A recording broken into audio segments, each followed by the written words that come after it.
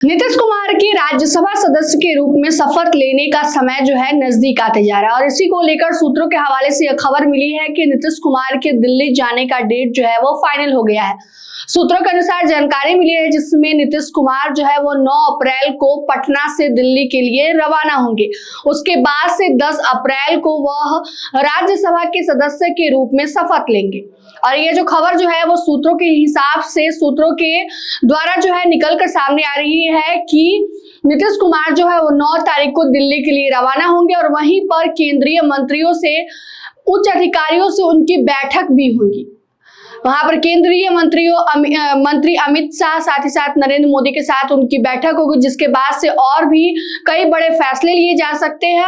माना जा रहा है कि 2-3 दिनों तक दिल्ली में रुकेंगे, जहां पर केंद्रीय मंत्री अमित शाह और नरेंद्र मोदी से उनकी बातचीत होगी, बैठक होगी, जिसमें कई अन्य मंत्री भी वहां पर मौजूद होंगे, जिसके बाद से कई बड़े फैसले लिए जा सकते हैं। ऐसा माना जा रहा है कि खरमास तब तक बीत जाएगा जब वो बिहार आएंगे। उसके बाद से माना जा रहा है कि राज्यसभा के सदस्य रूप में शपथ लेने के बाद ही वह अपने सीएम पद से इस्तीफा देंगे। उसके बाद से बिहार में नए सीएम फेस का जो नाम है वो घोषित किया जाएगा। लेकिन बता दें आपको कि एनडीए के अभी किसी भी मंत्री या फिर नेता के द्वारा आधिकारिक तौर पर यह पुष्टि नहीं की गई है कि आने वाले दिनों में सीएम फेस के लिए कौन सा नाम जो है वो अगला रहेगा। हालांकि बता दें आपको कि तरह तरह के कयास लगाए जा रहे हैं, नए नए कयास लगाए जा रहे हैं कि बिहार में सीएम फेस के लिए अगला चेहरा आखिर कौन होने वाला है। जिसके नाम में सबसे ऊपर और सबसे पहला जो चेहरा है वो बिहार के गृह मंत्री सम्राट चौधरी का बताया जा रहा है। वो अच्छे दावेदार माने जाते हैं, साथ ही साथ अमित शाह और नरेंद्र मोदी के संकट मोचक भी माने जाते हैं। वो लगातार बिहार में बीजेपी को लेकर अच्छी राजनीति करते हैं, साथ ही साथ जेडीयू के भी वह बुरे दिनों में जेडीयू को लेकर कई महत्वपूर्ण उन्होंने काम किए। इसके लेकर जो है वह सीएम फेस के लिए सबसे अच्छे दावेदार माने जा रहे हैं। बता दें आपको कि और इसी बीच जो है कि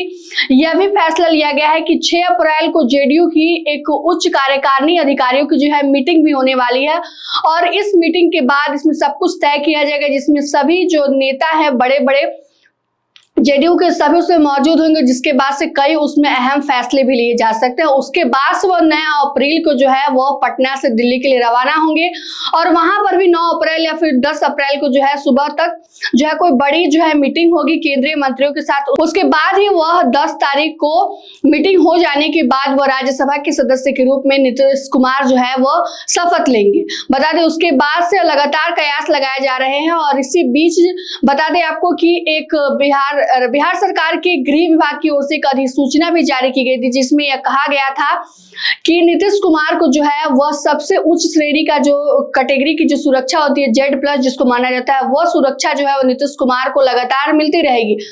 क्योंकि यह सवाल उठने लगे थे कि जब नीतीश कुमार जब अपने सीएम पद से इस्तीफा दे देंगे तो क्या उनकी सुरक्षा व्यवस्था कम कर दी जाएगी। उसी बीच जो है वो गृह विभाग की ओर से अधिसूचना जारी की गई, जिसके बाद से यह साफ कर दिया गया कि अगर अपने सीएम पद से नीतीश कुमार जो इस्तीफा भी दे देते हैं, हालांकि वो एमएलसी पद से पहले ही इस्तीफा दे चुके हैं, लेकिन राज्यसभा के सदस्य के रूप में शपथ लेने के बाद ही वो अपने जो है वो सीएम पद से इस्तीफा देंगे। और इसके बीच अधिसूचना जो जारी की गई थी गृह विभाग के द्वारा, उसमें साफ तौर पर कहा गया है कि अगर वो सीएम पद पर नहीं रहते उसके बाद उन्हें Z+ कैटेगरी की सुरक्षा मिलेगी, उन्हें SSG कैटेगरी की जो सुरक्षा हो जो मौजूदा मुख्यमंत्री को मिलती है उनको मिलती रहेगी।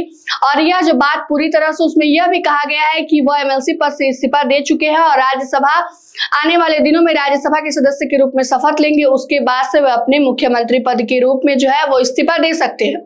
इसके बाद से तमाम तरह के कयास लगाए जा रहे हैं। उसके बाद से ही बिहार में सीएम फेस का जो है वो चेहरा तय कर दिया जाएगा कि आखिर बिहार का मुख्यमंत्री कौन बनेगा।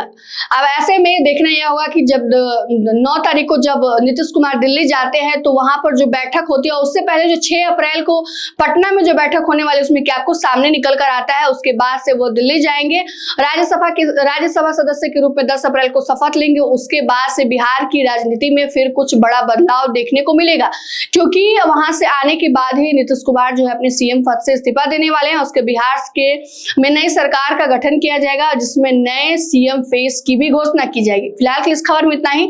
तमाम अपडेट के लिए बने रहे मगही न्यूज के साथ। धन्यवाद।